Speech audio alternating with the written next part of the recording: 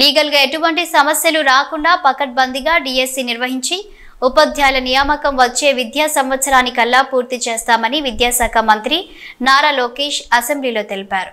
మాధవి గారు కొన్ని విషయాలు అడిగారు. ఒకటి, ఏజ్ రిలాక్సేషన్ చేస్తే బాగుంటుందని కోరారు అధ్యక్ష. ఇది ఆల్రెడీ ఫైల్ సర్క్యులేషన్ లో ఉంది, గౌరవ ముఖ్యమంత్రి గారి దగ్గర ఉంది. ఆ ఫైల్ సర్క్యులేట్ అయినా తిరిగి వచ్చిన తర్వాత ఎంత ఏజ్ రిలాక్సేషన్ చేశామనే దానికి నేను సమాధానం చెప్పగలుగుతా అధ్యక్ష.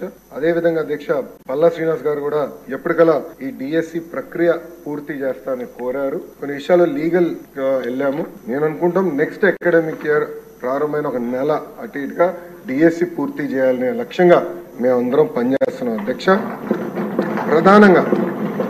ప్రధానంగా నేను ఇక్కడ చెప్పదలుచుకుంది ఏంటంటే 1994 నుంచి డిఎస్సి పైన పడిన కేసులని వివరాలు మేము తెప్పించుకుని ఎందుకు పడింది, దానివల్ల ఎందుకు డిఎస్సి లేట్ అయింది, అది జరగకుండా పకడ్బందీగా జియో ఇవ్వాలి, నోటిఫికేషన్ ఇవ్వాలనే లక్ష్యంతో మేము పనిచేస్తున్నాం.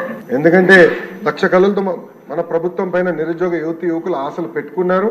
ఆశలు వృధా చేయకూడదు. చిత్తశుద్ధితో డిఎస్సి నిర్వహించి ఉపాధ్యాయులు మనకి అవసరం ఉంది అధ్యక్ష. అందుకే పకడ్బందీగా ఈ కార్యక్రమం పూర్తి చేస్తాం.